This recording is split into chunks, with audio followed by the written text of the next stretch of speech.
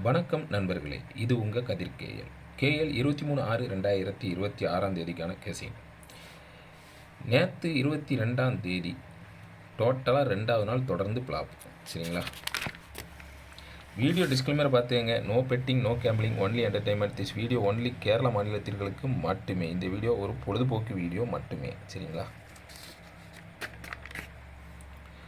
23 நான் all board single number 1 வச்சுருக்கிறேன். உங்கள் கணிப்பில் எப்படி வருதுன்னு பார்த்துக்கங்க. 3வது நாள் நான் இன்றைக்கி போட்டிருக்கேன் வீடியோ, அதே ட்ரிக்கில் தான் எடுத்துருக்கிறேன். அதனால் உங்கள் கேசிங்கில் மேட்ச் ஆகுதான்னு பார்த்துக்கங்க. ஆல் போர்டு ஏபிபிசிஹெச்சில் ஸ்ட்ராங்காக 62-26 கொடுத்துருக்கேன். உங்கள் கணிப்பில் எப்படி வந்திருக்குன்னு பார்த்துக்கங்க.